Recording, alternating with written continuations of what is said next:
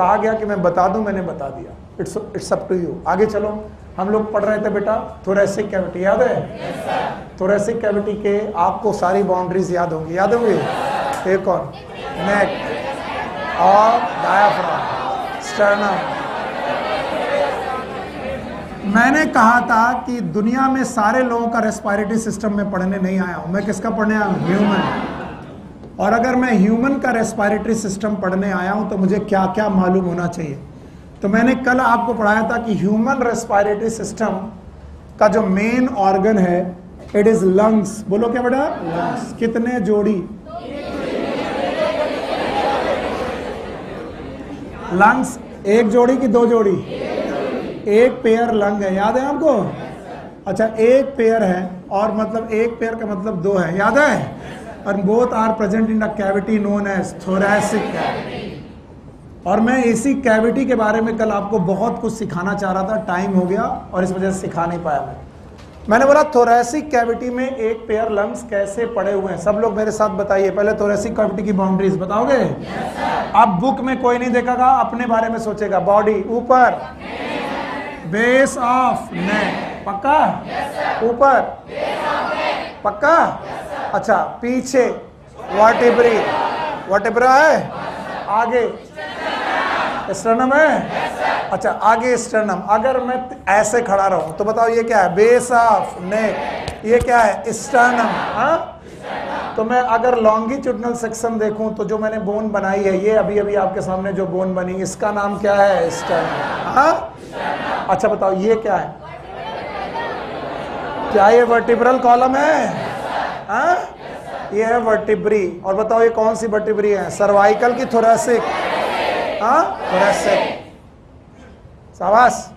बताओ ये भाई साहब कौन है? हाँ, वेरी गुड, बहुत बढ़िया, शाबाश। अच्छा बताइए यहाँ पर पसलियां हैं, क्या इनका नाम रिब्स है? हाँ, काउंट कोई नहीं करेगा कि 12 है कि नहीं है, मैं काउंट कराने लेने नहीं आ रहा हूं। मैं ऐसे खड़ा हूं लॉन्गिट्यूडनल। अब तुमने मेरी कैविटी काटी, कैविटी काटते ही तुम्हें आगे क्या दिखाई पड़ी? स्टर्नम। पीछे हाँ, वर्टिब्रा। अभी जो कटा हुआ दिखाया रिब्स, हाँ, रिब्स दिखेगी। और उनमें इंटरकॉस्टल मसल, नीचे ऊपर बेस ऑफ। और अगर मैं इसे सामने से देखूं तो ये ऐसे दिखाई पड़ेगी, ऊपर हाँ, नीचे साइड की तरफ, याद रहेगा? और ये कौन है? डायाफ्राम। हाँ, आगे दिखेगा नहीं क्योंकि तुमने काटा मुझे ऐसे। आगे वाला स्टर्नम, पीछे वाला वर्टिब्रा। फिर मैंने बोला था thoracic cavity is a air tight cavity. कैसी कैविटी है? Air tight. और मैंने कहा था इसमें बायोलॉजी के नहीं फिजिक्स के रूल लगेंगे। कैसी कैविटी है? Air tight. और एयर टाइट कैविटी होने के साथ साथ इस कैविटी में, थोरैसिक कैविटी में प्रेशर है पॉजिटिव की निगेटिव? निगेटिव। और मैंने कहा था निगेटिव प्रेशर को आप फील करके जरूर आइएगा घर से, मैंने पढ़ाया था। आप एक ग्लास लीजिए और उसका एयर सक किया, अगर एयर सक किया तो ग्लास बचेगा कि चपक जाएगा? क्यों? क्योंकि वहां प्रेशर निगेटिव है। आपने कहा ग्लास में कर दो छेद, कर दिया। बताओ एयर अंदर की बाहर? हाँ, अंदर। बोले एक निगेटिव प्रेशर की एयर टाइट कैविटी है, कहीं से खुली नहीं है, सब जगह से बंद। और इसमें भगवान ने खोला भी तो केवल एक छोटा सा छेद दिया, इसका नाम है ट्रैकिया। बोलो क्या नाम है? ट्रैकिया। पढ़ा दूंगा अभी मैं। और इस ट्रैकिया के साथ जुड़े हुए दिए लंग्स। क्या दिए? लंग्स।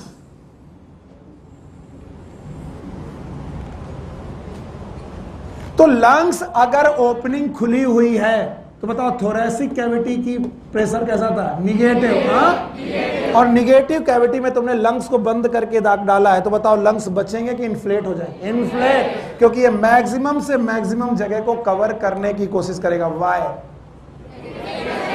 थोरैसिक कैविटी में प्रेशर निगेटिव, और निगेटिव प्रेशर हमेशा एयर को अंदर लेने की कोशिश करेगा। और बताओ थोरैसिक कैविटी से एयर अंदर आएगी, और जब अंदर आएगी तो ये एयर थोरैसिक कैविटी में आएगी, लंग में? लंग्स में। और लंग्स में क्यों आई? क्योंकि ये एयर जाना चाहती है थोरेसिक कैविटी में, कहां पर? लेकिन लंग्स बंद है, लंग्स बंद है, तो बेटा लंग्स को फुला दे गई, फुला गई। तो बताओ लंग्स फूल गए, क्यों फूल गए? क्योंकि यहां पर प्रेशर पॉजिटिव कि निगेटिव? निगेटिव। अब मत करना, यहीं पे रहना ध्यान से। बताओ ये जो लंग्स की कैविटी है, इस कैविटी का नाम रखा गया पल्मोनरी कैविटी। फिर से बोलो, बताओ pulmonary cavity is the cavity of thorax की लंग्स? लंग्स। ओके, अब बताओ इस कैविटी का नाम, इसका नाम, फिर से सोच के देखो। अगर मैं थोरेसिक कैविटी का वॉल्यूम बढ़ाऊं, थोरेसिक कैविटी का वॉल्यूम बढ़ेगा तो प्रेशर कम होगा। कैसे sir? P V equal to n R T, सुने हो? P equal to n Y V R T. अगर मैं इसे कांस्टेंट कर दूं तो volume is inversely proportional to pressure. Yes और नो? बताओ यहां पर प्रेशर पॉजिटिव था कि निगेटिव? हाँ, नहीं सुना मैंने। और मैंने वॉल्यूम बढ़ाया, क्या बढ़ाया? तो प्रेशर बढ़ा कि घटा? घटा मतलब निगेटिव और हुआ कि ज्यादा? मतलब कम कि ज्यादा? नहीं, कम बोल रहे, कम बोल के तुमने गड़बड़ कर दिया। बिल्कुल घबराना नहीं, फिर से सोच के बताओ। मैंने बोला वॉल्यूम और प्रेशर का रेशियो क्या है? इनवर्स। क्या बढ़ाओ, क्या कम होगा, क्या घटाओ, क्या बढ़ेगा? अब मेरे क्वेश्चन का जवाब देना। बताइए यहां पर प्रेशर निगेटिव है, हमने ऐसी आर्बिट्री ले लिया, इट इज -10। बोलो क्या है? -10। वॉल्यूम की प्रेशर, मैंने वॉल्यूम की प्रेशर -10 है, मतलब कम है, निगेटिव है। अच्छा, अब हमने वॉल्यूम बढ़ाया, क्या बढ़ाया? वॉल्यूम। किसका वॉल्यूम बढ़ाया? Thoracic cavity. फिर से बोलो, तो थोरेसिक कैविटी का क्या बढ़ाया? तो वॉल्यूम बढ़ाने पर प्रेशर बढ़ेगा, कम होगा? तो मतलब -10 से 20 की तरफ जाएगा कि -5? तो मोर निगेटिव कि मोर पॉजिटिव? इसका मतलब निगेटिव और हो जाएगा। और अगर निगेटिव और हो गया तो बताओ एयर आने की टेंडेंसी और कम क्या हो जाएगा? तो बताओ वॉल्यूम के लंग्स के फैलने की टेंडेंसी। तो अगर मैं थोरेसिक कैविटी को फैलाऊंगा तो लंग अपने आप फैल जाएगा। ये बात एनसीईआरटी लिखती है कि थोरेसिक कैविटी में कुछ ऐसे इंतजाम है कि change in volume of thoracic cavity will create the same change in volume in pulmonary cavity. अगर मैं थोरेसिक कैविटी का वॉल्यूम कम कर दूं तो लंग्स का भी वॉल्यूम कम होगा, और लंग्स का वॉल्यूम कम होगा तो एयर अंदर आएगी, बाहर जाएगी? बाहर जाएगी। और अगर मैं थोरेसिक कैविटी का वॉल्यूम बढ़ा दूं तो लंग्स की कैविटी का वॉल्यूम भी बढ़ जाएगा, एयर अंदर आएगी। इतना बता दो तो मैं आगे बढ़ूं, याद रहेगा? बताओ थोरेसिक कैविटी याद है? ऊपर, बेस ऑफ, नीचे, आगे, पीछे, साइड में, इंटरकॉस्टल मसल। पॉजिटिव की निगेटिव? निगेटिव प्रेशर है। निगेटिव प्रेशर की जैसे लंग यहां रखोगे तो सिकुड़ जाएंगे कि फैल जाएंगे? क्योंकि किसी भी निगेटिव प्रेशर में एयर जाने की टेंडेंसी होती कि आने की? आने की। तो ज्यादातर समय पर लंग्स एयर को बुलाने की टेंडेंसी रखेंगे, क्योंकि प्रेशर इज पॉजिटिव की निगेटिव? अगर मैं थोरेसिक कैविटी का वॉल्यूम बढ़ाऊं तो वॉल्यूम बढ़ाने पर प्रेशर कम हो जाए। तो पहले से प्रेशर कम था और कम हो जाएगा। निगेटिव था तो और निगेटिव होगा कि पॉजिटिव होगा? और निगेटिव हुआ तो एयर आने की टेंडेंसी ऑफ। तो अगर मैं थोरेसिक कैविटी को बढ़ाऊं तो क्या लंग्स की कैविटी भी बढ़ जाएगी? यस। कसम खा करके सुनो बहुत ध्यान से, थोरेसिक कैविटी और पल्मोनरी कैविटी एक ही बात की अलग अलग। इसकी कैविटी का नाम थोरेसिक कैविटी, लंग की कैविटी का नाम लंग। पक्का?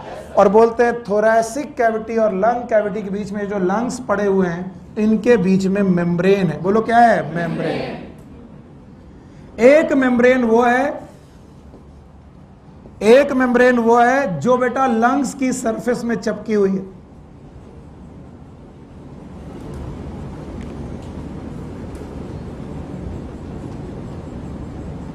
और दूसरी मेम्ब्रेन वो है जो थोरैसिक कैविटी में चिपकी हुई है।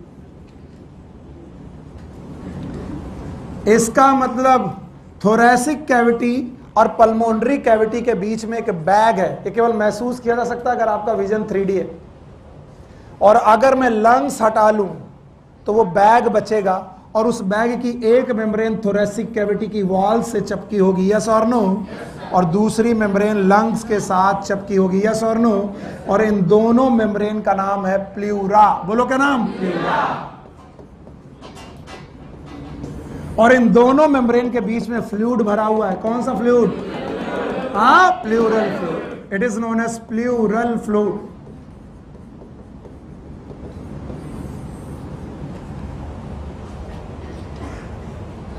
याद रखना, प्लूरा की दो मेम्ब्रेन, एक आउटर और एक inner. Inner pleura is known as visceral pleura. बोलो क्या नाम है? Visceral pleura. और एक है outer pleura, it is known as parietal pleura. बोलो कौन? तो बताओ, या तो आप बोल सकते हो inner pleural membrane and outer pleural membrane, और दोनों के बीच में क्या भरा हुआ? फ्लूइड। एयर की फ्लूइड, एयर टाइट है लेकिन भरा क्या है? Fluid, and that fluid is known as pleural fluid. फिर से बोलो। और इसी प्लूरल फ्लूइड में लंग्स बायोंसी कर रहे हैं। भगवान ने कितना बढ़िया काम किया। अगर ये फ्लूइड ना होते तो जब आप दौड़ते तो आपके लंग्स ऊपर नीचे उछलते और आपकी स्टर्नम से टकराते। किसे टकराते? स्टर्नम। पीछे रेप्स से, पीछे वर्टिब्री से, साइड में रेप्स से। बताओ बचते कि छिल जाते? और बताओ लंग्स बचते कि बेटा डिस्ट्रॉय हो जाते? तो भगवान ने आपको फ्लूइड दिया है, फ्लूइड का नाम, और इसी प्लूरल फ्लूइड की वजह से आपका फ्रिक्शन घटेगा कि बढ़ेगा? बढ़ेगा, घटेगा, और आपके लंग्स सेफ रहेंगे। इस फ्लूइड का नाम प्लूरल फ्लूइड। अगर बहुत ज्यादा हो रहा है तो भी घबराना मत, एक बार सीख लोगे तो मेरा काम बन जाएगा। चलो बताओ, थोरैसिक कैविटी और पल्मोनरी कैविटी सेम और डिफरेंट? सेम। बताओ, थोरैसिक कैविटी की डेफिनेशन याद है? थोरैसिक कैविटी में ऊपर नेक, नीचे डायफ्राम, आगे स्टर्नम, पीछे वर्टिब्री, साइड में रेप्स, रिफ में इंटरकॉस्टल मसल। इसी में लंग्स डाले गए हैं। लंग्स को कैविटी का नाम पल्मोनरी कैविटी। पल्मोनरी कैविटी में चेंजेस और थोरैसिक कैविटी के चेंजेस सेम है कि अलग अलग? सेम। एक भैया, अगर मैं थोरैसिक कैविटी को बढ़ाऊंगा तो लंग की कैविटी बढ़ जाए, अगर थोरैसिक कैविटी को घटाऊंगा तो लंग की कैविटी भी घट जाए। याद रहेगा? और इनके दोनों के बीच में मेम्ब्रेन पड़ी हुई है। मेम्ब्रेन का नाम प्लूरा। प्लूरा के कितनी लेयर? दो। एक लंग सरफेस पर है और एक किस सरफेस पर? हाँ, थोरैसिक कैविटी पर है। तो एक का नाम विसरल प्लूरा और एक का नाम पैराइटल प्लूरा। दोनों के बीच में फ्लूइड है, नाम बताओ? Pleural fluid. और इसी प्लूरल फ्लूइड में लंग्स पड़े हुए हैं और क्या बचा रहे हैं? फ्रिक्शन। ये है लंग्स कहाँ रहता है ये जान लो, क्योंकि हम लोगों ने ह्यूमन रेस्पिरेटरी सिस्टम ही पढ़ना चालू किया। ह्यूमन रेस्पिरेटरी सिस्टम आपकी थोरैसिक कैविटी में प्रेजेंट है। वन थिंग मोर, ये वाला side it is known as right lung. बोलो क्या है? और ये वाला लेफ्ट। लेफ्ट लंग छोटा सा होता है राइट की अपेक्षा, क्योंकि इसमें एक नॉच होती है, that is known as cardiac notch. फिर से बोलो। एक क्वेश्चन कभी ये भी पूछा गया था, what is cardiac notch? Cardiac मतलब हार्ट, क्योंकि इसी कार्डियक नॉच के पास आपका एक ऑर्गन रखा होता है, ऑर्गन का नाम हार्ट। बोलो का? हार्ट। तो हार्ट किस तरफ शिफ्टेड है? लेफ्ट साइड की राइट साइड? तो जब भी आप लोग कहते हैं भैया आप मेरे यहाँ रहते हो, इसका मतलब किधर? राइट की left? Left. Why you? Because heart is tilted towards left. In fact heart बीचों बीच होता है लेकिन उसका एपेक्स लेफ्ट की तरफ होता है। कौन? फिर से बोलो। इसलिए धड़कन हमें कहाँ सुनाई पड़ती है? लेफ्ट। और इस वजह से हम समझते हैं कि हार्ट हमारा लेफ्ट में। तो बताओ, दोनों लंग्स में बड़ा कौन? हाँ, राइट। कौन छोटा? और याद रखना, राइट वाले तरफ में होते हैं 3 लोब। कितने लोब? यस, 3 लोब होते हैं। ये याद रखने की बात है। एक लोब ये बनाया, एक लोब ये बनाया और एक ये, और लेफ्ट वाले में होते हैं 2 लोब। कितने लोब? 2। तो ये क्वेश्चन भी पूछा जा चुका है कि राइट लंग्स में कितने लोब? 3 लोब। और लेफ्ट लंग्स में कितने लोब? 2 लोब। अगर आप इतना पढ़ा दो तो मैं समझूंगा कि मैंने बहुत अच्छे तरीके से आपको लंग्स समझा दिए। इसके बाद मैं पूरे रेस्पिरेटरी सिस्टम को अलग अलग तरीके से पढ़ाऊंगा। हटा दूं? नहीं सर।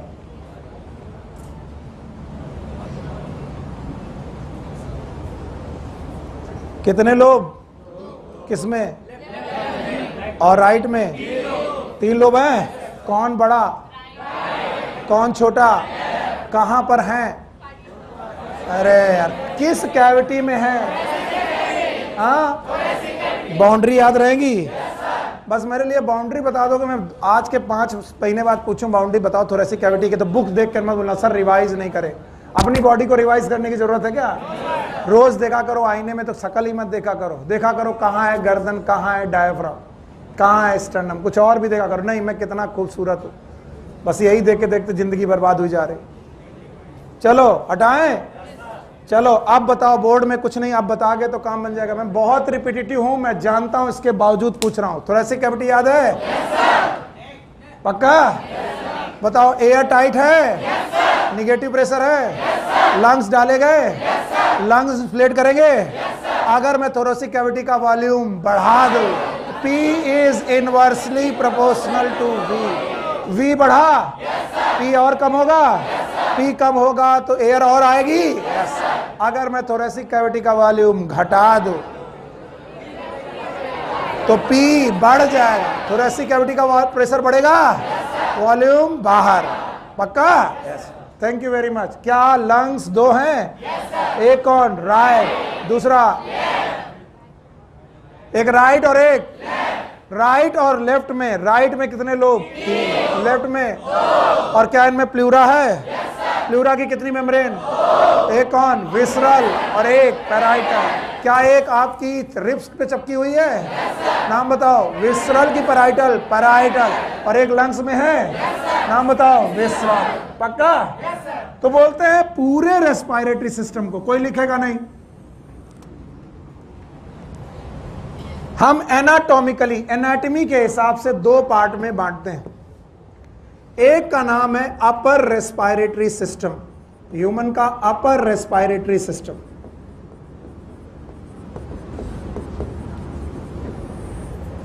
और नीचे वाले को बोलते हैं लोअर रेस्पिरेटरी सिस्टम।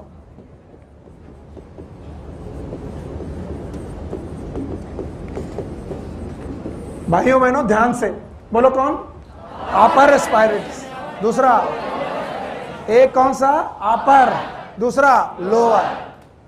बोलते हैं अगर एक बार आप लंग्स और उसकी पैरेन्काइमा में घुस गए, अगर आप एक बार लंग्स या फिर उसकी पैरेन्काइमा में एंट्री कर गए, आप लोअर रेस्पिरेटरी सिस्टम में हैं, वेलकम, आप लोअर में हैं। और अगर उसके ऊपर हैं तो आप अपर रेस्पिरेटरी सिस्टम में हैं। किसमें है? अपर। आइए, इसके बजाय मैं बुक पढ़ाऊं, अपनी अपनी बॉडी को ध्यान से देखना। Yes, this is nose. Upper है? नोज है? नहीं सर, नोज नहीं, कान है। ऐसा देख रहा है कि कौन सा है, अपना देख लो। बोलो ये क्या है? ओपनिंग है? External near. बोलो मेरे साथ, बोलो बोलो।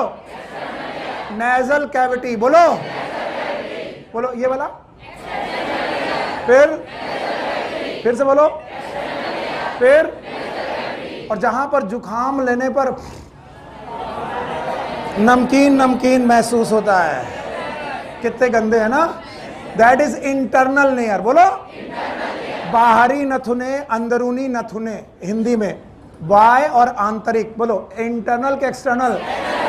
Opening is near, opening is near. मैं लिख रहा हूं, बताओ भैया, ये वाली ओपनिंग का नाम एक्सटर्नल नेयर। मैं लिख रहा हूं, आप मुझे बताते जाइएगा। बहुत अच्छे डायग्राम नहीं बनेंगे क्योंकि भगवान ने आपको बहुत अच्छा डायग्राम इटसेल्फ बनाया हुआ है, तो आप अपनी बॉडी को देखिए। बताइए ये क्या है? हाँ, एक्सटर्नल नेयर। इसके बाद कैविटी में पहुंचे, कैविटी का नाम नेजल कैविटी। फिर से बोलो, नेजल कैविटी में पहुंचे, यहां पर आपको इंटरनल नेयर बढ़ेंगे। बोलो इंटरनल नेयर मिलेगा। और इंटरनल लेयर के बाद मिलेगी फेरिंग्स। फिर से बोलो, फेरिंग्स। भूल गए होगे बेटा, याद आया बक्कल चैम्बर और फेरिंग्स याद आई थी। फेरिंग्स ईसोफेगस की तरफ जा रही थी। ओपनिंग का नाम गलेट, ग्लॉटिस की गलेट, गलेट। जो मैंने पढ़ाया वो जवाब चाहिए। मैंने अभी नाक नहीं बनाई, नाक मैंने इधर बनाई है। पहले माउथ की तरफ चलो। ये क्या है? माउथ है। बक्कल चैम्बर है। Buccal chamber. ये क्या है? फेरिंग्स। फेरिंग्स कॉमन था। क्या फेरिंग्स खाने को ईसोफेगस में डालता था? लेकिन ईसोफेगस के आगे, किसके आगे? क्या एक और ट्यूब है? ट्यूब का नाम ट्रैकिया। फिर से बोलो, ट्रैकिया की ओपनिंग याद है? नाम है ग्लॉटिस। बोलो, इसके ऊपर एपिग्लॉटिस। फिर से बोलो। तो इस ओपनिंग का नाम, इसका नाम गलेट। खाना कहाँ? किधर? और हवा कहाँ? ग्लॉटिस। कहाँ पर? ट्रैकिया। हाँ, ट्रैकिया का अपर मोस्ट पार्ट, क्या ये लैरिंग्स है? yes. यहां तक पहुंचा तो आपका एहसान जिंदगी भर नहीं भूलूंगा। चलो भाई, ये बोलो। मैं डायग्राम अच्छे नहीं बनाता हूं, यहां फिल करो। बोलो, nasal cavity, internal layer. Internal layer के बाद क्या आएगी? फेरिंग्स। फिर से बोलो, pharynx is a common part. क्या ये डाइजेस्टिव सिस्टम में भी जाता है? रेस्पिरेटरी में जाता है। और फेरिंग्स जाएगा upper part of the trachea, upper part of, and that is known as larynx. फिर से बोलो। और लैरिंग्स आगे निकलेगी ट्रैकिया। फिर से बोलो। और ट्रैकिया जाकर के बाइफरिकेट होगी, दो भागों में बांटेगी। It is known as primary bronchi. बोलो क्या नाम? कुछ लोग कहते हैं सर समझ में नहीं आया। मैं कहता हूं बोलते रहो, आ जाएगा। प्राइमरी ब्रोंकाई तक मतलब आप लंग्स के अंदर नहीं घुसे। जब लंग्स के अंदर घुस जाएंगे, आप अपर में गए कि लोअर में? लोअर। प्राइमरी ब्रोंकाई तक अपर। आपकी बॉडी के अंदर पहुंच चुका है चीज, फिर भी अपर कहला रहा। चलिए इधर बिना देखे बताओगे तो अच्छा रहेगा। बोलो, external layer, nasal cavity, internal layer, pharynx, लैरिंग्स, trachea, primary bronchi. फिर से बोलो, प्राइमरी ब्रोंकाई तक पहुंचते लोअर की अपर, अपर रेस्पिरेटरी ट्रैक्ट, लंग्स के अंदर नहीं घुसे। अपर रेस्पिरेटरी ट्रैक्ट, इस अपर रेस्पिरेटरी ट्रैक्ट में सबसे ज्यादा नोटोरियस है ये भाई साहब, नाम बताओ। लैरिंग्स में पाए जाते हैं कॉर्ड। बोलो क्या? ऐसे ही बना रहा हूं। These are known as vocal cord. फिर से बोलो। और इन वोकल कॉर्ड को बिल्कुल गिटार के तार की तरह काम करना होता है। अब इधर मत देखो, गिटार के बारे में सोचो। सीखा है आपने? गिटार का तार जैसे ही प्लग करते हो आवाज आती है। भले ही वो मधुर ना हो, बजाने वाले अच्छी से बजाते हैं, लेकिन हर बार आवाज जरूर आएगी अगर आप उस तार को खींचो। ऐसे ही बेटा वोकल कॉर्ड आपके ट्रैकिया की ओपनिंग में पड़े हुए हैं। कहां पर? लैरिंग्स। फिर से बोलो। और ये तार एकदम खिंचे हुए पड़े, और जैसे ही इनमें एयर टकराएगी, क्या टकराएगी? एयर। इंस्पायरेशन की एक्सपायरेशन। ये तार हिलते हैं, जैसे ही ये हिलते हैं एक साउंड प्रोड्यूस होती है। क्या प्रोड्यूस होती है? साउंड। चलो सांस अंदर लेते हुए बोलने की कोशिश करो। पॉसिबल नहीं। और जरा जब बोलो तो बताओ सांस अंदर आ रही कि बाहर? और जैसे ही तुमने बाहर एयर थ्रो की, किस पे टकराई?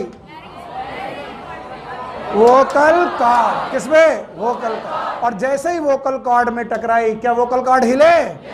वोकल कॉर्ड हिले। ला बेटा तुम जाओ। Thank you very much. और जब यहां आया करो तो मोबाइल बंद करके आया करो। चलो भागो। बताओ, एक्सपायरेशन किया? किस पे पड़ा? Vocal cord. वोकल कॉर्ड हिले तो आवाज पैदा हुई। आवाज इज साउंड, इसीलिए इस बॉक्स का नाम साउंड बॉक्स। एनसीईआरटी में देखो क्या लिखा है। तो बताओ साउंड बॉक्स आपका कौन है? फेरिंग्स की larynx? Larynx. What is known as larynx? अरे यार सब कच्चा कर देते हो।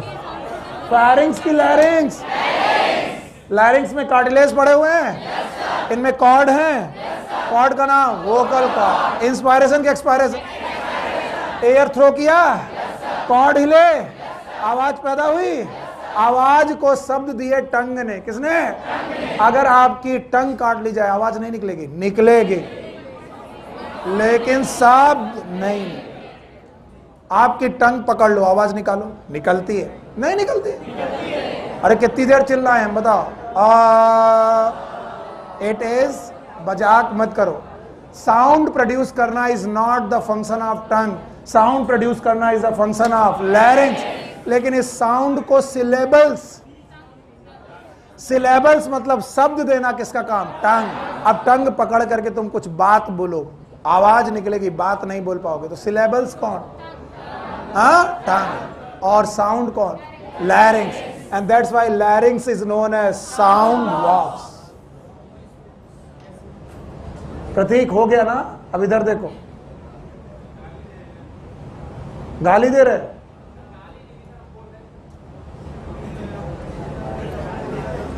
बेटा आपने वो पिक्चर देखी गोलमाल? ये उसके तुषार कपूर हैं। इनको कुछ भी सिखाओ, इनके मुंह से वही निकलना है। इधर देखो, हम कुछ का कुछ पढ़ाए जा रहे हैं, हमें लग रहा है कुछ सीख जाओ, और नहीं तो एक तरफ से लिख दूंगा जो कुछ है बस जाओ मरो। ये जिंदगी भर साथ नहीं छोड़ने वाला। अगर एमबीबीएस कर लिया तो जिंदगी भर साथ नहीं छोड़ने वाला। मुंह खुलवा के दिखाओगे, बेटा बुखार कितने दिन से, मुंह खोलो, क्या दिखाई पड़ेगा? लैरिंक्स और फेरिंक्स।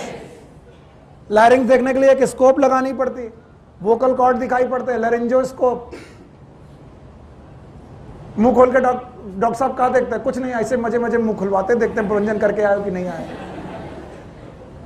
जब आप ज्यादा तेज किसी दिन चीखे, आपका वोकल कॉर्ड खिंच गया, और वोकल कॉर्ड खिंच जाने की वजह से स्प्रेन आ गया। अब आप आवाज निकाल ले, बोले गला बैठ गया। गला बैठा बैठा नहीं है, वोकल कॉर्ड खिंच गया है। इसका मतलब साउंड प्रोडक्शन बढ़ा कि घट गया? घट गया। आप फटी फटी आवाज आ रही। हाँ, अभी इधर ध्यान दोगे तो काम आएगा। चलो यहां तक पहुंचा, मुझे यहां तक बता पाओगे? बिना देखे बोलो। एक्सटर्नल नहीं है।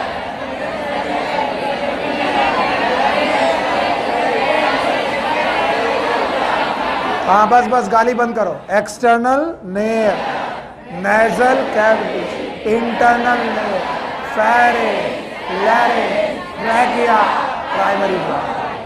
प्राइमरी ब्रोंकाई तक, अपर की लोअर? अपर हो गया। अब जवाब देना, यहां पर एक लोब की, दो लोब की, तीन लोब? हाँ, तीन लोब। तो अभी डायग्राम तीन लोब को मैं ऐसे ही बना पाऊंगा, तो आपको तीन माना। एक्चुअली तीसरा लोब यहां होता है। हर लोब के लिए प्राइमरी ब्रोंकाई एक एक छोटा छोटा ट्यूब निकालेगा। पहले के लिए निकालेगा, दूसरे के लिए निकालेगा, और तीसरे के लिए निकालेगा। These bronchi are known as secondary bronchi। बोलो, प्राइमरी ब्रोंकाई के बाद सेकेंडरी ब्रोंकाई। आगे का चीज तुम संभाल नहीं पाओगे, इसलिए मैं अभी जितना बोल रहा हूं सुनते जाओ। तो बताओ, राइट साइड में कितने सेकेंडरी ब्रोंकाई? तीन। तो लोब कितने? तीन। तो तीनों लोब के लिए एक एक ब्रोंकाई, सेकेंडरी ब्रोंकाई। और इधर कितने? पांच। दो। कितने? दो। आगे बोलो, ये वाला प्राइमरी ब्रोंकाई, ये वाला। अब मैं आगे जो बना रहा हूं उसको यहां बना पाना पॉसिबल है, इसलिए मैं बनाता जाऊंगा। सेकेंडरी ब्रोंकाई और फाइनर ट्यूब में टूटे, और फाइनर ट्यूब में टूटे। These are known as tertiary bronchi. केवल लिखा है, आप पहले इधर देखते जाओ। इसी के अंदर टूट रहे वो सब। टर्शियरी ब्रोंकाई फर्दर और फाइनर ट्यूब में टूटे, और पतले पतले ट्यूब में टूटे। They are known as initial bronchioles.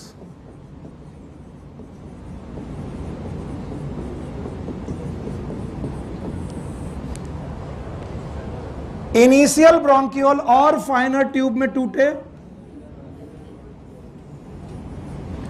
They are known as terminal bronchioles.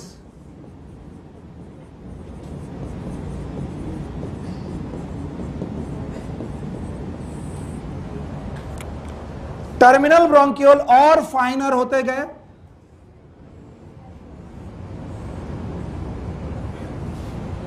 They are known as alveolar duct.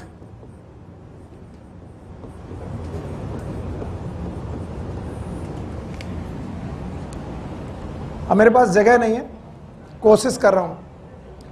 Alveolar duct और आगे के रूप में बेटा टूटी, इट इज बड़ा बनाना ही पड़ेगा क्योंकि और फाइनल नहीं कर सकते। It is known as atria.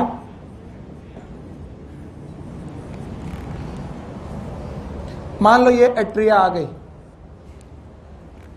Atria further बेटा टूटे छोटे छोटे चैम्बर में। This atria, it is alveolar duct, it is atria. Atria के बाद एक सैक बना, that sac is known as alveolar sac. फिर से बोलो, एल्वुलर सैक। और एल्वुलर सैक फाइनर सबसे छोटे स्ट्रक्चर में बने, they are known as alveoli.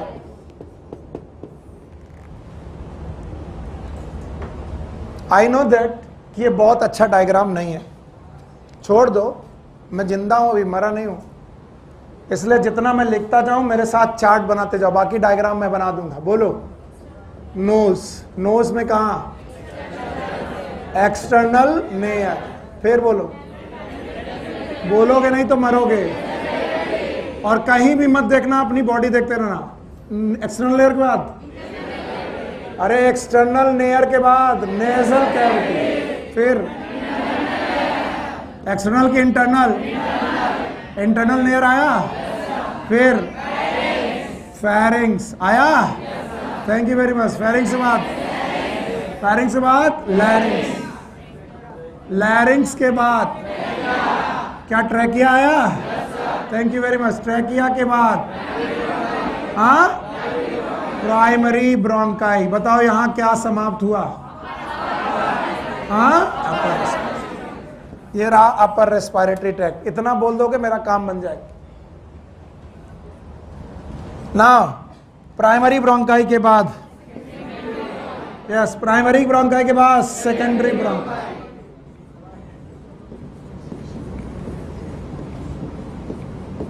Secondary के बाद टर्सरी ब्रोंकाई। नाम जानना ज्यादा जरूरी है। टर्सरी के बाद इनिशियल ब्रोंकियोल,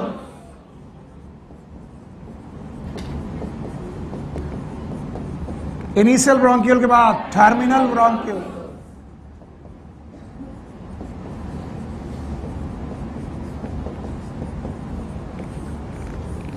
टर्मिनल ब्रोंकियोल के बाद एल्वुलर डक्ट,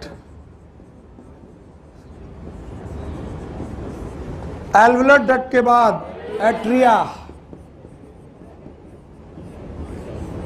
एट्रिया के बाद एल्वुलर सैक, एल्वुलर सैक के बाद alveoli. So which is the finest structure? Alveoli. It is upper, it is lower.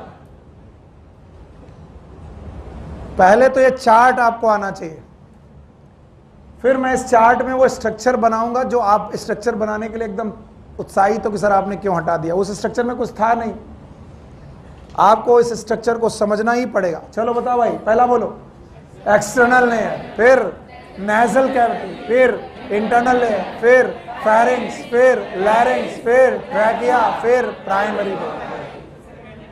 Primary bronchi के बाद सेकेंडरी ब्रोंकाई, फिर से बोलो, फिर इनिशियल ब्रोंकाई, फिर टर्मिनल ब्रोंकाई, फिर एल्वुलर डक्ट, फिर एट्रिया, फिर एल्वुलर सैक, फिर एल्वुलर।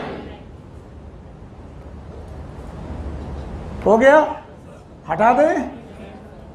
ये हो गया तुम्हारी चार्टिंग। क्या कर रहे हो यार, इसी में टाइम लगा दोगे तो पढ़ोगे क्या? हटा दें। अब मैं पूरा पार्ट नहीं बना रहा हूं, मैं जो बना रहा हूं उसको बताओ।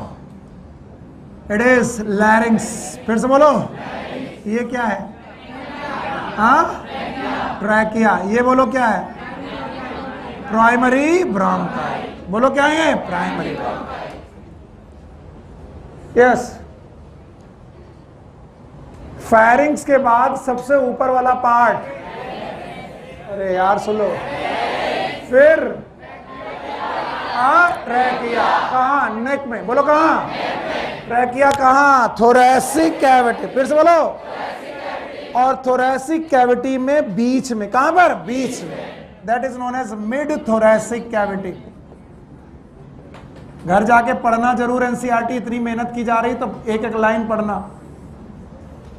और बोलते हैं मिड थोरैसिक कैविटी में भी कहा, पांचवी वर्टिब्री के पास, बोलो किसके बीच में, पांचवी। हम गए काम से, हम कल से जो पढ़ा रहे बर्बाद हो गए, तुमने सुना नहीं। बताओ क्या ये वर्टिब्रा है? ये है, ये भी वर्टिब्रा है, इधर भी है। कल मैंने वर्टिब्रे की लाइन पढ़ाई थी, आपको याद है? बताओ ये नेक की वर्टिब्रा है, बोलो क्या, सर्वाइकल। हाँ, फिर ये क्या है, हाँ थोरैसिक है, फिर ये लंबा, हाँ लंबर, फिर सैक्रल और कोकेक्स। क्या कोकेक्स भी है? तो गर्दन में जो है इनका नाम सर्वाइकल, फिर से बोलो, चेस्ट के पीछे थोरैसिक, पेट के पीछे लंबर, और आपकी पेल्विक ग्लैंड के पीछे सैक्रल, फिर से बोलो, और नीचे कोकेक्स। मरते हम यहां पर है जब आप याद नहीं रखते हो। बताओ अब इधर देखो, ये देखोगे मरोगे ही मरोगे, बोलो ये, हाँ? तो गर्दन की वर्टिब्री, चेस्ट के पीछे, पेट के पीछे, जहां बैठते हो सैक्रल, सबसे पीछे कोकेक्स। तो इसे अपने ही बॉडी में फील करो, ये बोलो, ये जहां बैठ रहे हो दैट इज सैक्रल, और उसके सबसे पीछे कोकेक्स। और कल ही मैंने पढ़ाई थी कि लंग्स आपकी गर्दन में है ही नहीं, तो आप क्यों घबरा रहे हो? लंग्स आपकी किस कैविटी में, थोरैसिक। क्या ये थोरैसिक वर्टिब्रा है? और आज सुबह से यही चिल्ला रहे, आगे एक बोन है, बोन का नाम स्टर्नम, हाँ? और क्या यहाँ पर एक डायाफ्राम है? बताओ इस कैविटी का नाम थोरैसिक कैविटी। इसी थोरैसिक कैविटी में हमारी ट्रैकिया घुसी, इधर से था माउथ और ये ट्रैकिया घुसी, और ट्रैकिया घुसने के बाद कहां आई, मिड में, बोलो कहां, मिड। और मिड थोरैसिक कैविटी में आकर के ये बाइफरिकेट हुई, एक पार्ट की दो पार्ट, और यहां पर दो पार्ट दिखाई नहीं सकता क्योंकि साइड दिखा रहे हैं, तो लंग्स दिखाना पड़ेगा। और यहां पर क्या बना, लंग्स, फिर से बोलो, एक लंग की दो। तो बोलते हैं मिड थोरैसिक में कहां पर ये बाइफरिकेट हुई, थोरैसिक वर्टिब्रा के सामने, और वो भी 5 से 7 के बीच में। बुक ने क्या लिखा है, 5। बुक में क्या लिखा है, 5। पांचवी थोरैसिक वर्टिब्रा के ठीक सामने। तो बताओ थोरैसिक वर्टिब्रा आगे की पीछे, पीछे, लेकिन ट्रैकिया डिवाइड हो रही पीछे की आगे, आगे, लेकिन किसके सामने, पांचवी thoracic vertebra. So please girls never don't try it, boys try it. आपकी स्टर्नम में सबसे उभरा हुआ पार्ट, फील इट एवरीवन, जहां पर भी स्टर्नम में जब सबसे उभरा हुआ पार्ट है, this is known as bifurcation point of trachea. पूरी स्टर्नम में एक पार्ट ऐसा होगा जो बाकी जगह से ज्यादा उभरा होगा। कितने लोगों को मिला? हाँ, बाकी लोग बेवकूफ हैं, केवल चेहरा ही देखते रहते हैं। This part is in front of the 5th vertebrae. कौन सी? 5th। और इसी 5th वर्टिब्री के पास आपका ट्रैकिया डिवाइड होकर क्या बनाता है, प्राइमरी। मैं इतना ज्यादा क्यों इसको पढ़ाने के चाहता हूं, क्योंकि आप ये मत भूलो तो मेरा काम बन जाए जो एनसीईआरटी में लिखा। मैं ज्यादा नहीं पढ़ाना चाहता, मैं ये नहीं भूलना चाहता हूं कि ये बाइफरिकेशन पॉइंट कौन सा है। It is 5th thoracic vertebra. और बच्चे कई बार घबरा करके मुझसे क्वेश्चन क्या पूछते हैं कि सर वर्टिब्री तो पीछे है, ट्रैकिया आगे है, तो पांचवी थोरैसिक वर्टिब्रा पे कैसे डिवाइड होती है? तब मैं कहता हूं यहां से एक पिन डालो, और वो पिन कहां निकलनी चाहिए, पांचवी। तो वो पिन किसको पियर्स करती हुई जाएगी, ट्रैकिया और उस पॉइंट को, पॉइंट का नाम mid portion and mid thoracic cavity के पास क्या डिवाइड होगा? ट्रैकिया। किसमें? Primary bronchi. और प्राइमरी ब्रोंकाई के बाद ये क्या है? लंग्स। हाँ, लंग्स। और इन लंग्स में कितने लंग्स? 2, एक छोटा और एक बड़ा। कौन वाला बड़ा? राइट। दिखने में ये बड़ा दिख रहा है, आप प्लीज मेरी डायग्राम को माफ कर दिया करो, बस सोचा करो ये वाला छोटा कि बड़ा? 1 लोब कि 3 लोब? 3 लोब। इसमें अब देखो मैं कोशिश कर रहा हूं यहां बनाने की, मैं बना नहीं पाऊंगा लेकिन कोशिश कर रहा हूं। बोलो ये कौन सी ब्रोंकाई? तो यहां पर 3 निकले, प्राइमरी की सेकेंडरी। हाँ, तो ये रहा प्राइमरी और ये सेकेंडरी। मैं यही लिख रहा हूं, इनका नाम बताओ। ब्रोंकाई। प्राइमरी ब्रोंकाई हुआ? तो मैं थक गया हूं कि आप कोई नहीं? तो जवाब दो। ये वाला ब्रोंकाई, ये फर्दर डिवाइड हुआ? बोलो टर्सरी। हाँ, टर्सरी फर्दर डिवाइड हुए? बोलो। हाँ, इनिशियल ब्रोंक्यूल। मैं एक ही बात को बार बार पढ़ाता हूं कि आपको आ जाए। इनिशियल ब्रोंक्यूल फर्दर डिवाइड हुए? बोलो। क्या ये टर्मिनल ब्रोंक्यूल है? टर्मिनल ब्रोंक्यूल याद रहेगा? टर्मिनल ब्रोंक्यूल फर्दर डिवाइड हुए? बोलो। Alveolar duct. एल्वियोलर डक्ट याद आ गया? और एल्वियोलर डक्ट, यहां के बाद का डायग्राम यहां बना दूं। एल्वियोलर डक्ट, आगे एट्रिया। बोलो। और फिर एल्वियोलस। हाँ, एल्वियोलर सैक। और ये वाला एल्वियोलर। तो अगर बेटा ये आपका ब्रोंक्यूल टर्मिनल ब्रोंक्यूल है, बोलो सॉरी, ये रेस्पिरेटरी टर्मिनल ब्रोंक्यूल के बाद एल्वियोलर डक्ट। अगर ये आपकी एल्वियोलर डक्ट है, कौन सी? एल्वियोलर। तो भैया टर्मिनल ब्रोंक्यूल के बाद रेस्पिरेटरी ब्रोंक्यूल भी आता है, आपको मानना पड़ेगा। कौन सा ब्रोंक्यूल? रेस्पिरेटरी। और रेस्पिरेटरी ब्रोंक्यूल के बाद एल्वियोलर डक्ट। तो एल्वियोलर डक्ट जहां ओपन होती है उसका नाम एट्रिया। फिर से बोलो। और इनके अपने सैक हैं, सैक का नाम एल्वियोलर सैक। हाँ, और एल्वियोलर सैक जिन पाउच लाइक स्ट्रक्चर में खुलते हैं, these are known as alveolar. और एल्वियोलाई से छोटा कुछ भी नहीं है। तो अगर मैं इसे यहां बनाऊं तो it is like something this. बताओ ये क्या है? पीछे से चलेंगे, पीछे से बोलो। एल्वियोलाई के बाद alveolar sac, atria, alveolar duct, terminal bronchiole, respiratory bronchiole. Sorry, respiratory bronchiole के बाद terminal bronchiole, initial bronchiole, tertiary, secondary, primary bronchiole, trachea, larynx, pharynx, internal में, नेजल कैविटी, एक्सटर्नल में। पक्का? और अभी भी लिखाना पड़ेगा, अभी भी भूल जाएंगे सर, तो फिर अब हमसे तो ना हो पाएगा।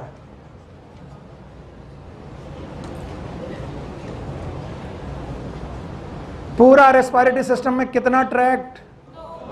अपर और मम्मी कसम है, अगर नोटबुक देखी तो आई गेट इमोशनल। अगर अभी भी नहीं आया तो मैं इससे ज्यादा मेहनत नहीं कर सकता। अपर और लोअर, लंग्स के अंदर, लंग्स के बाहर। इसीलिए बोलते हैं जुखाम अपर रेस्पिरेटरी ट्रैक्ट की डिसीज है। जुखाम मैक्सिमम से मैक्सिमम ट्रैकिया लैरिंग्स तक तुम्हें परेशान कर सकता है, उसके नीचे नहीं। लेकिन निमोनिया लोअर रेस्पिरेटरी ट्रैक्ट की बीमारी। इसीलिए बीमारियां 2 प्रकार की, एक अपर और एक लोअर। और एक बदतमीज कोरोना आया जो अपर से चला,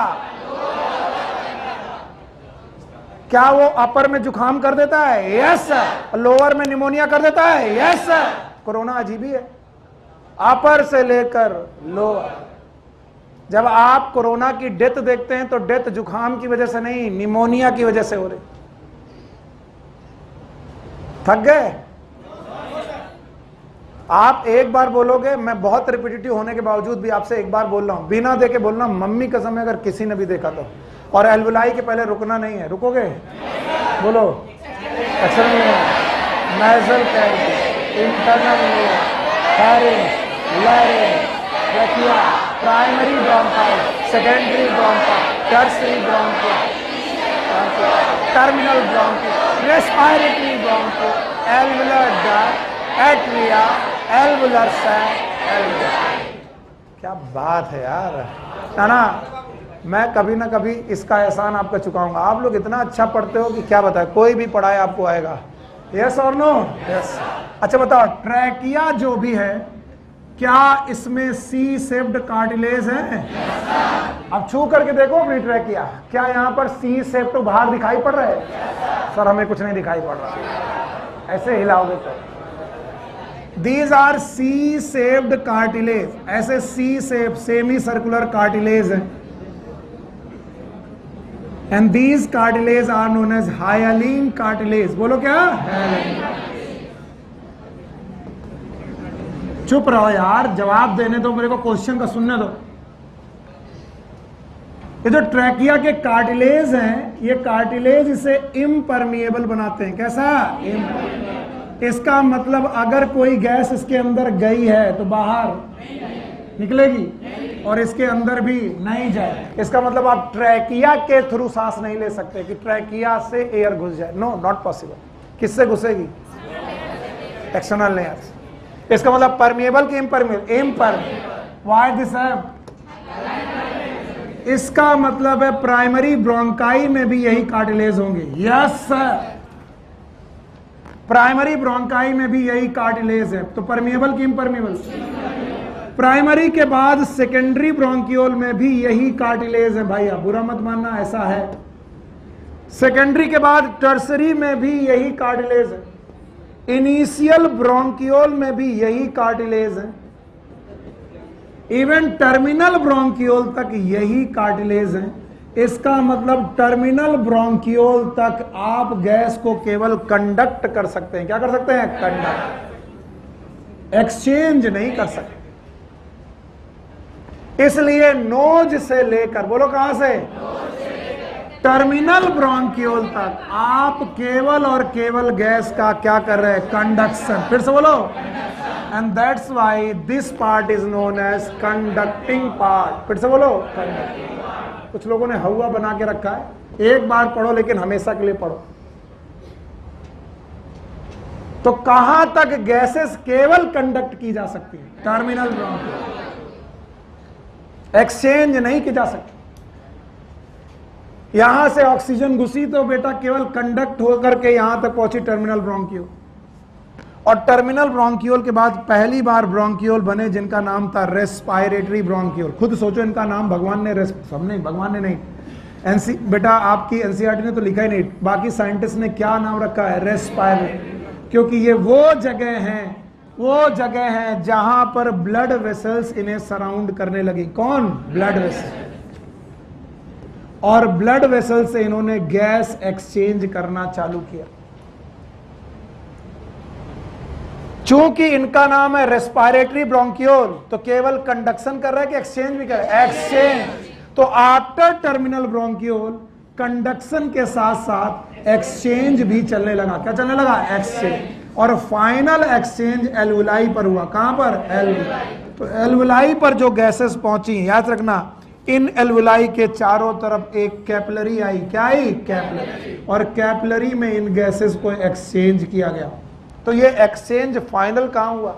एल्वुलाई।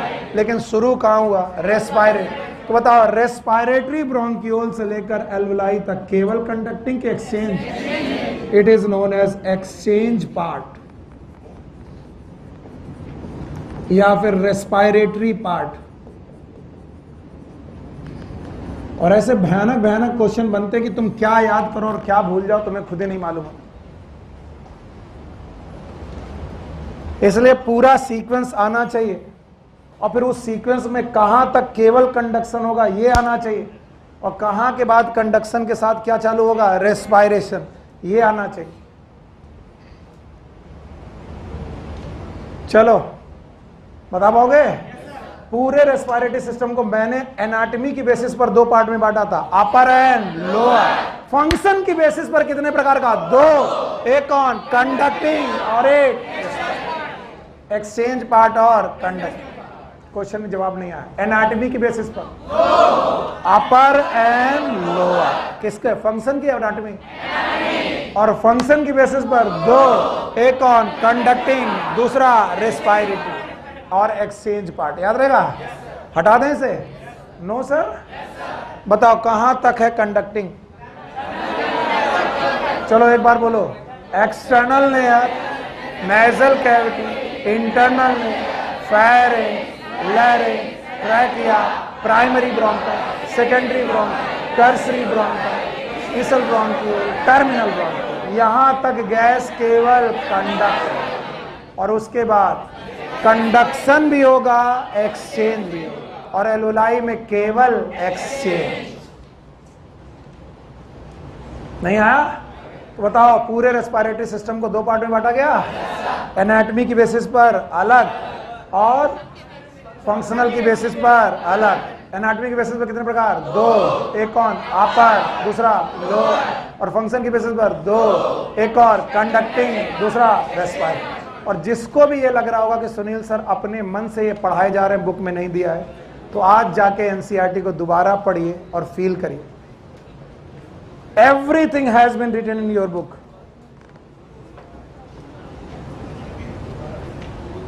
हाँ भैया मेरे, राखी के बंधन को निभाना। इधर देखो, ये ट्रैकिया है। हाँ, बहुत ज्यादा मुसीबत में हूं मैं। बताओ, ये जो मैंने लोटा बनाया है, लोटा है कि एल्वुलाई है? यहां तक पहुंचा दोगे? चलो, ई बाबू का नाम है एटमॉस्फेयर। का नाम है? ई बाबू हमको बताए हैं कि हम नाइट्रोजन कितना रखते हैं? 78%। हाँ, oxygen 21%, rest of gases 1%।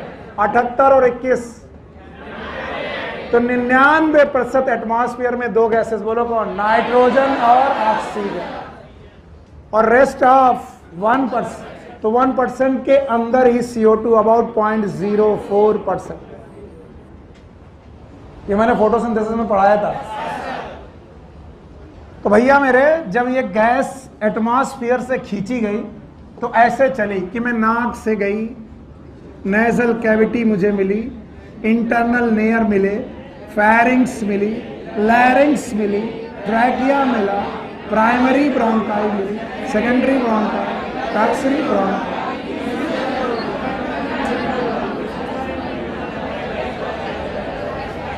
And just feel it, आपकी एल्वुलाई में जो गैस आई है वो कहां से आई है? एटमॉस्फेयर। और हमारी कंसर्न गैस नाइट्रोजन नहीं है। ऑल्दो नाइट्रोजन यहां पर बहुत है, ऑल्दो है बहुत, लेकिन रेस्पिरेशन के दौरान हमें नाइट्रोजन से मतलब नहीं है। हम किस पर ध्यान लगाएं? ऑक्सीजन। तो चूंकि एटमॉस्फेरिक में ऑक्सीजन ज्यादा है तो हम कह सकते हैं एल्वुलाई में ऑक्सीजन ज्यादा। कम? भूल गए यार, हम पढ़ा क्या रहे, कुछ समझ में नहीं आ रहा। भाई चली के तो रहे हो, 21% oxygen oxygen oxygen oxygen oxygen, कुछ ऑक्सीजन का कुछ हुआ थोड़ी ना, कंडक्शन ही तो हुआ है।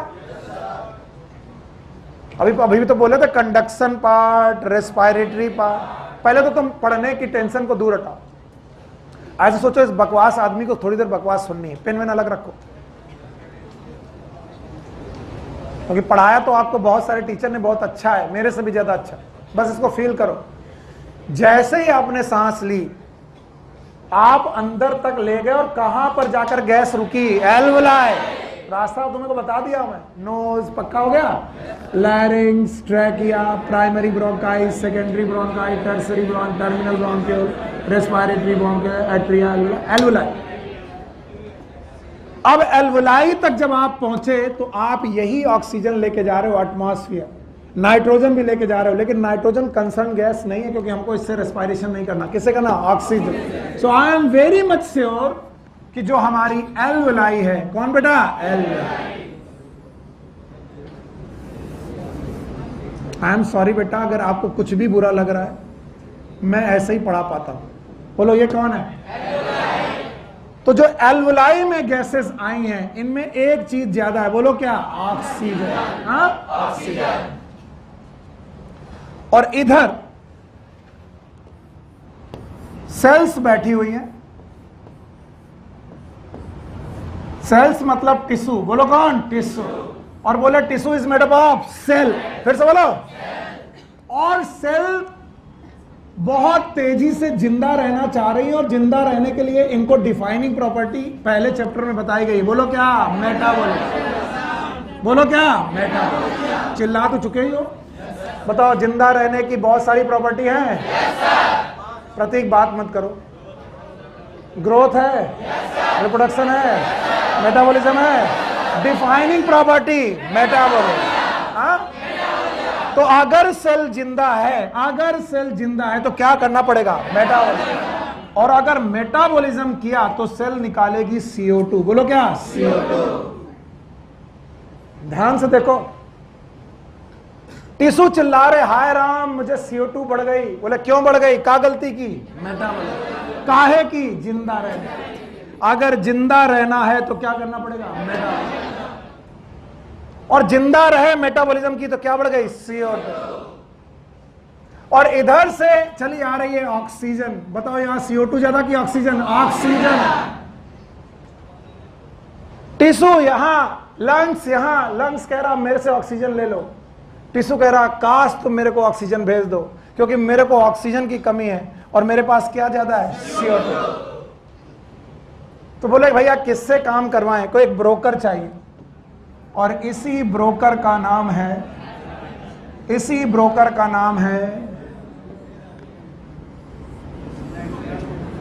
नाम तो सुना ही हो। बोलो कौन? इस ब्रोकर का नाम है हार्ट। हार्ट ने कहा देखो मजाक करना हो कर लो, पर जब मैं सीरियस हो जाऊं एकदम सुनो। इस हार्ट ने कहा कि चिंता मत करो, हम टिश्यू की कार्बन डाइऑक्साइड उठाएंगे, वेन में भरेंगे और इस वेन को राइट साइड पर ला करके छोड़ देंगे। ये रहा वो राइट साइड। तो जो बेटा टिश्यू की तरफ से आ रही हैं दे आर द वेन्स। बोलो क्या? वेन्स। थोड़ा ज्यादा है लेकिन संभाल लेना। क्या आ रही हैं? वेन्स। वेन्स जो आ रही हैं एक ब्लड लेके आ रही हैं, उसमें क्या ज्यादा? CO2। ऑक्सीजन कम, CO2 ज्यादा। इस तरीके के ब्लड को बोला गया डीऑक्सीजनेटेड। फिर से बोलो। तो टिश्यू ने कहा पिंड छूटा, मेरे पास CO2 थी, मट्टी पाओ, मैंने किसको दे दी? ब्लड। ब्लड ने कहा कि ठीक है तुमने मुझे दे दी, मैंने कहां दिया? हार्ट को। हार्ट ने दिया एट्रियम से वेंट्रिकल। फिर से बोलो। वेंट्रिकल ने ये ब्लड दिया पल्मोनरी आर्टरी को। बोलो क्या? Pulmonary artery. बिल्कुल घबराओ मत। ये जो तुम्हारा डीऑक्सीजनेटेड ब्लड था वापस निकला और कहां गया? Pulmonary artery. और पल्मोनरी आर्टरी उसे कहां ले गई? लंग्स। फिर से बोलो। और लंग्स का मतलब एल्वेलाई। फिर से बोलो। एल्वेलाई। तो जो मैं पूछूं वही बताना। बताओ ये जो मैंने बनाया है ये क्या है? क्या ये आर्टरी है? उसकी कैपिलरी है? तो बताओ अगर यहां CO2 ज्यादा तो हार्ट में भी CO2, तो लंग्स में भी CO2 कम की ज्यादा? ज्यादा। तो बताओ इस पूरे के पूरे ब्लड में CO2 कम की ज्यादा? ज्यादा। और CO2 ज्यादा, मैं यहां लिख रहा हूं CO2 ज्यादा कहां पर? ब्लड में। फिर से बोलो। और बताओ लंग्स में CO2 कम। डिफ्यूजन याद है? The things will move from higher concentration to lower concentration. तो बताओ CO2 कहां ज्यादा? ब्लड में। तो क्या CO2 ब्लड से क्या एल्वेलाई पर गई? बाहर निकल गई? तो बताओ ऑक्सीजन यहां पर कम की ज्यादा? कहां ज्यादा? तो क्या एल्वेलाई से ऑक्सीजन ब्लड में आई? क्या हुआ? एक्सचेंज। मैंने अभी कुछ नहीं पढ़ा, केवल क्या पढ़ा? एक्सचेंज। जवाब दो। क्या एक्सचेंज हुआ? ऑक्सीजन कहां आई? ब्लड में। और CO2 कहां गई? एल्वेलाई। अब ऐसा ब्लड जिसमें क्या आ गई? ऐसे ब्लड को बोला गया ऑक्सीजनेटेड ब्लड। फिर से बोलो। और ऑक्सीजनेटेड ब्लड को देख करके फिर से टिश्यू ललचाए, भैया हमें भेजो हमें भेजो। बोले रुको, ब्रोकर कौन? ये ऑक्सीजनेटेड ब्लड दिया गया हार्ट को। किसको दिया गया? हार्ट को। हार्ट के पास आया राइट साइड की लेफ्ट साइड? Left side. फिर आया लेफ्ट साइड वेंट्रिकल, फिर से बोलो। फिर यहां से बनी एओर्टा, फिर से बोलो एओर्टा।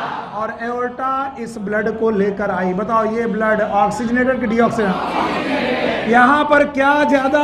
ऑक्सीजन। कहां गई? टिश्यू गई। और यहां क्या ज्यादा? CO2। कहां आई? बताओ क्या डिफ्यूजन हुआ? फ्रॉम हायर कंसंट्रेशन से lower concentration, from higher concentration to lower. अगर आपने बता दिया मेरा काम बन जाएगा। बताओ एक्सचेंज ऑफ गैसेस एक जगह की दो जगह? एक कहां? एल्वुलाई। दूसरा कहां? टिश्यू। बहुत बढ़िया पढ़ रहे हो यार, एकदम हीरो हो तुम। बताओ गैस का एक्सचेंज एक जगह की दो जगह? एक कहां? एल्वुलाई। और एक कहां? अगर एल्वुलाई का एक्सचेंज बता सको तो मान जाए। एल्वुलाई का एक्सचेंज में क्या ब्लड में आई? क्या निकली? टिश्यू में जो हुआ क्या ब्लड में आई? CO2। ब्लड में क्या आई? CO2। क्या निकली? ऑक्सीजन। क्या ये डिफ्यूजन है? आप जो बोलेंगे मैं वही लिखूंगा, इसलिए सोच समझ के बोलना। क्या ये डिफ्यूजन है? पर क्या ये डिफ्यूजन एल्वुलाई में है? Yes sir. Diffusion at tissue.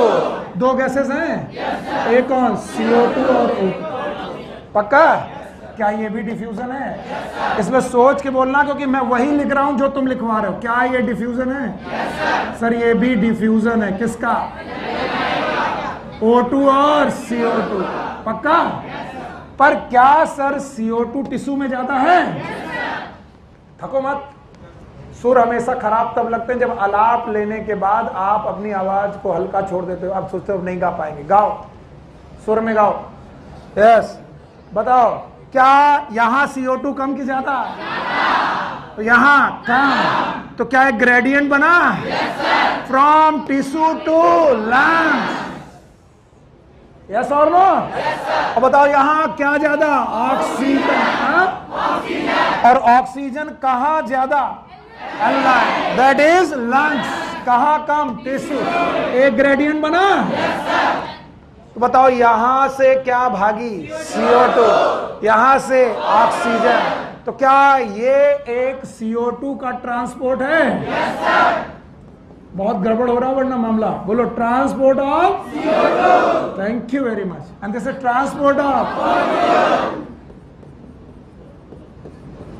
जो मैं पूछूंगा बताओगे? ऑक्सीजन का ट्रांसपोर्ट कहां से कहां? लंग्स से टिश्यू। और CO2 का? टिश्यू से लंग। पक्का? अब मैं नंबर दे रहा हूं। ये ऑक्सीजन अंदर आई, ये CO2 बाहर निकली। और ये CO2 जब बाहर निकली तो हमारी नाक ने परफॉर्म किया। यस। इंस्पायरेशन की एक्सपायरेशन? एक्सपायरेशन। अंदर गया। नाम बताओ? ब्रीदिंग। हाँ ब्रीदिंग। देखो मैंने कुछ भी नहीं किया, जो तुमने करवाया वही किया। इसमें कोई भी बात मैंने लिखी नहीं, आपसे अब लिखने जा रहा हूं। अगर मैं बोलूं कि आप सबसे पहले क्या करोगे? ब्रीदिंग। या तो गैस इन लोगे या तो गैस आउट। बोलो क्या?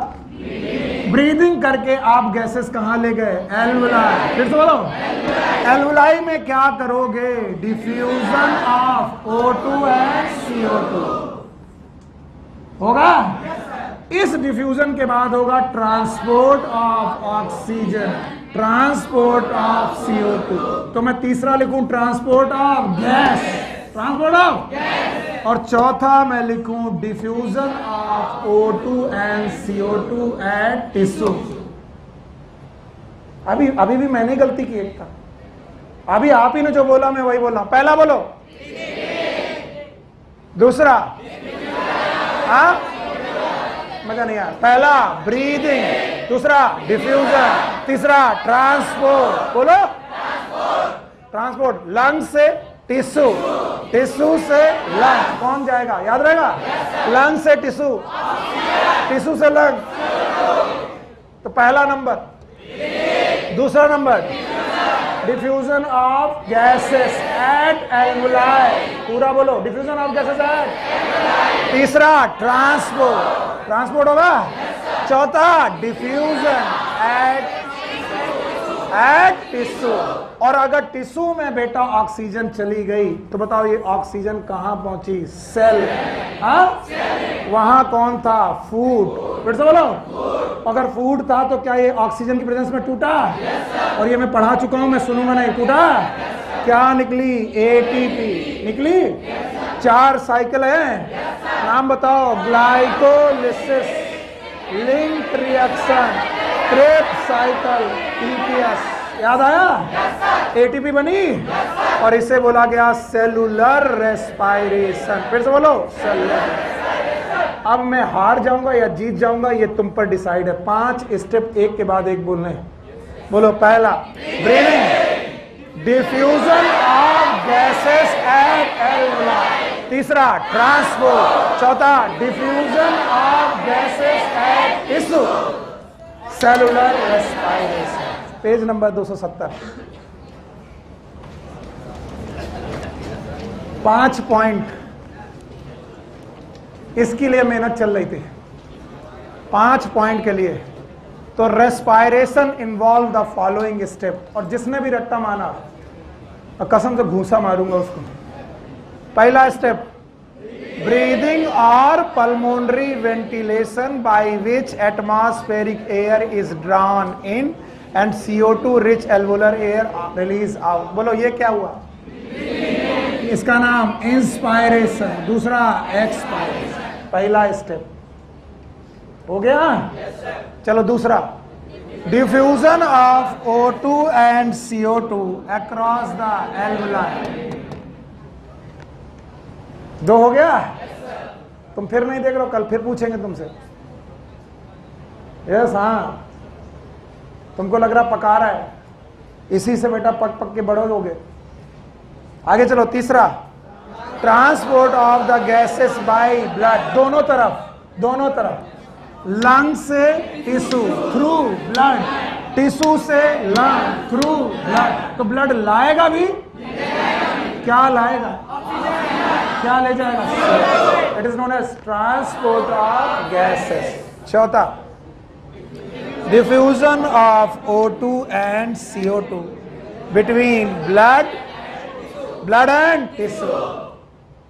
एंड पांचवा, utilization of O2 by the cell for catabolic reaction and resultant release of CO2, cellular respiration. पढ़ाया मैंने? कितनी साइकिल? 4। बोलो,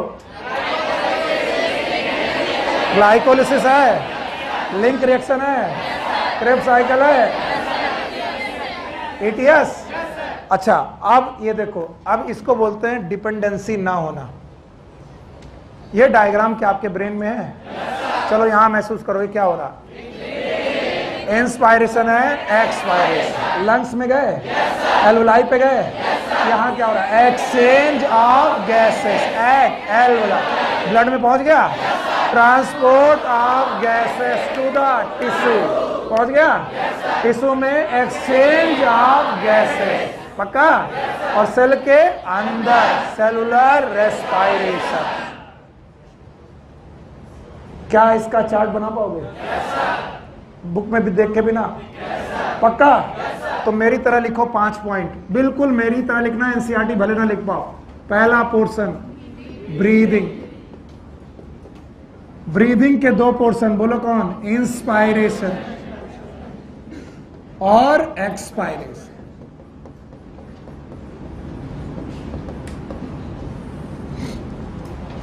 अब मैं भूल गया, ब्रीदिंग करके गैसेस कहां गई? अब क्या करूं? डिफ्यूजन। आप लिखो एक्सचेंज या फिर डिफ्यूजन। डिफ्यूजन ब्रैकेट में लिखो exchange, exchange of O2 and CO2, या फिर लिखो gases at alveoli.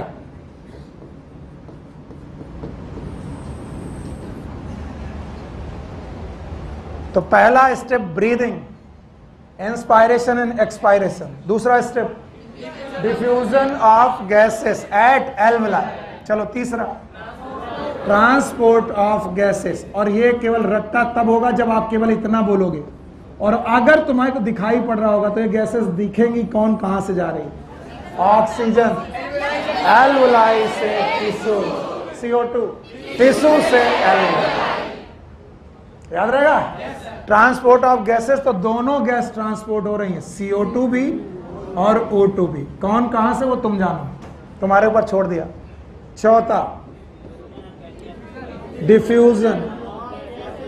Diffusion of gases eight tissue पर डिफ्यूजन ऑफ गैसेस, याद है? और यहां पर भी डिफ्यूजन ऑफ गैसेस उन्हीं दो गैसेस का, बोलो कौन? CO2 और O2। और इसके बाद सेलुलर रेस्पायरेशन, और ये तो हमने पढ़ाई दिया है सेलुलर रेस्पायरेशन। आपको प्लांट फिजियोलॉजी पढ़ाते वक्त सेलुलर रेस्पायरेशन के 4 मुख्य स्टेप याद हैं? बोलो, ग्लाइकोलिसिस और लिंक रिएक्शन और क्रेब्स साइकिल, याद है? और ETS। और अगर भूले नहीं हो तो इसकी इक्वेशन भी पढ़ाई थी, याद है? C6H12O6 in presence of oxygen, 6 CO2, 6 water. तो जो टिश्यू भी रेस्पायरेशन कर रहा होगा, क्या प्रोड्यूस कर रहा होगा? CO2। इसीलिए बोल रहे थे मेटाबॉलिज्म करते वक्त हर टिश्यू क्या प्रोड्यूस करेगा? CO2।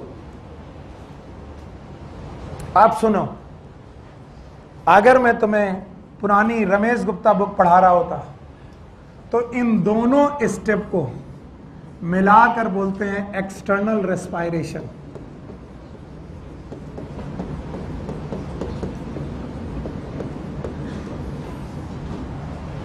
ट्रांसपोर्ट ऑफ गैसेस को ट्रांसपोर्ट ऑफ गैसेस ही बोलते हैं।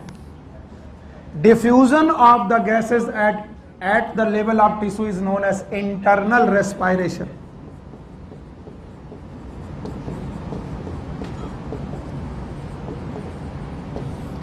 And this is known as cellular respiration. यकीन मानिए हम लोगों ने रेस्पायरेशन के 4 स्टेप पढ़े हैं, 1, 2, 3, 4। आज एनसीईआरटी उन्हें 5 में तब्दील कर रही है, क्योंकि एक्सटर्नल रेस्पायरेशन को उन्होंने 2 पार्ट में बांटा। पहला पार्ट ब्रीदिंग, दूसरा डिफ्यूजन। ट्रांसपोर्ट ऑफ गैसेस को उन्होंने भी ट्रांसपोर्ट ऑफ गैसेस बोला था, और exchange of gases at the tissue level is known as internal respiration. तो cellular respiration is not the internal respiration. Mind it, फिर से बोलो, cellular respiration is not the internal. Internal respiration is the exchange of gases between blood and tissue, and the last but not the least, it is known as cellular respiration. तो हम लोगों ने respiration के कितने step पढ़े? 4, 5। अभी NCERT 5 पढ़ाएगी, पहले हमारे पढ़ो, बोलो। External respiration, transport of gases, internal respiration, cellular respiration. NCERT ने कितने पढ़ाए? 5। पढ़ा पाओगे? पेज नंबर 270 याद है? पहला ब्रीदिंग, दूसरा डिफ्यूजन एट एल्वेलाई, डिफ्यूजन 2 बार है, diffusion at alveoli, diffusion at tissue, बीच में ट्रांसपोर्ट ऑफ, चौथा सेलुलर। और इसीलिए मैं कहता हूं एनसीईआरटी बुक से बेटर कोई किताबें नहीं है। तो जब उन्होंने बोला रेस्पायरेशन में इतने ही स्टेप पढ़ने हैं, तो क्यों ना पहले स्टेप से ही चालू करें। पहला step is breathing. So next topic is mechanism of breathing.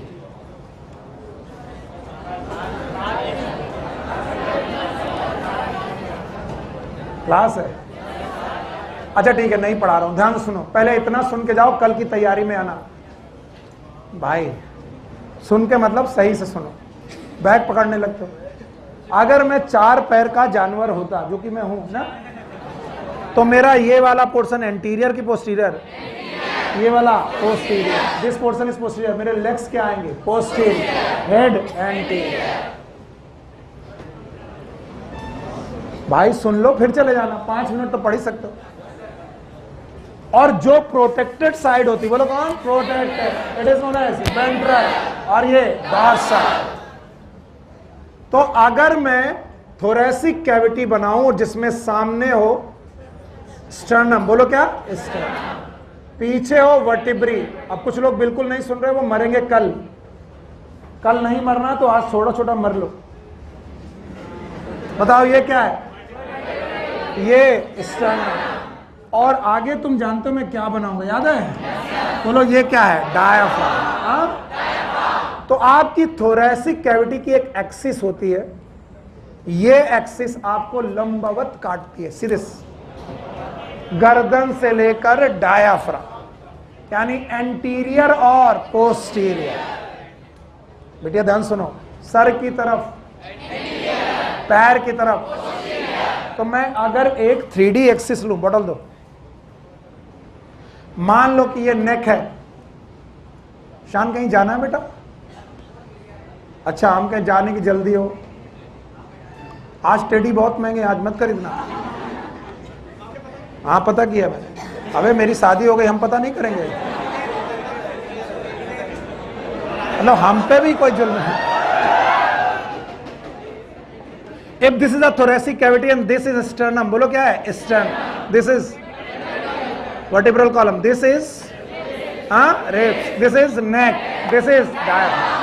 तो वो एक्सिस जो नेक से लेकर डायाफ्राम तक जाएगा, ये एंटीरियर, ये posterior. It is known as antero posterior axis. फिर से बोलो, ये वेंट्रल साइड है, डॉर्सल साइड है, और अगर मैं इधर से घुसूं, डॉर्सो वेंट्रल। फिर से बोलो, बस, यू गॉट इट। मजा आ गई भाई। बताओ, हमारी थोरेसिक कैविटी की कितनी एक्सिस? 2। एक कौन? एंटीरियो पोस्टीरियर। और ये अगर मैं एक सरिया घुसाऊं पीठ से निकले छाती से, ये किस? डॉर्सल से घुसी वेंट्रल, और मुंह से घुसे और डायाफ्राम से निकली एंटीरियो पोस्टीरियर। अच्छा, कहीं और से तुम मत सोचो। एंटीरियो पोस्टीरियर। पुरुषार्थ ने तुरंत कहा कि देखो कहीं और से भी तो नहीं निकल रहे। बेटा ये सब तुम्हारी लक्षण हम जानते हैं, क्योंकि सास भी कभी टीचर भी कभी स्टूडेंट था। तो तुम जो जो कर सकते हो बताओ। ये एक्सिस का नाम एंटीरियो पोस्टीरियर, और ये कौन? Dorso ventral. Dorso ventral. तो ये डॉर्सो वेंट्रल एक्सिस है, और ये एंटीरियो पोस्टीरियर। और इन दोनों एक्सिस के बीच में लंग्स पड़े हैं। क्या पड़े हैं? लंग्स। तो ये 2D एक्सिस है कि 3D? और मुझे अगर 3D एक्सिस का वॉल्यूम बढ़ाना है, मरे जा रहे हैं, तो क्या मैं डायाफ्राम को खींच दूं? अगर मैं डायाफ्राम को नीचे खींच दूं तो डायाफ्राम फ्लैट हो जाएगा। कौन सी एक्सिस बढ़ जाएगी? एंटीरियो पोस्टीरियर। और अगर मैं स्टर्नम बाहर कर दूं, देखना ये सब करते हैं, तो बताओ डॉर्सो वेंट्रल। तो क्या वॉल्यूम दोनों तरफ से बढ़ेगा? Dorso ventral, antero. और अगर ऐसा किया तो वॉल्यूम घटा कि बढ़ गया? बढ़ गया। वॉल्यूम बढ़ा तो प्रेशर घट गया। हाँ? और निगेटिव हुआ? बाहर प्रेशर पॉजिटिव, अंदर नेगेटिव। इंस्पायरेशन। नहीं आया? डायाफ्राम वापस लौटा, स्टर्नम वापस आई, वॉल्यूम घटा, प्रेशर बढ़ा। Inspiration, expiration. This is a mechanism of breathing. In detail, to be continued. Same channel, same time. Take care. Good luck. Bye bye. क्या हुआ? नहीं आया?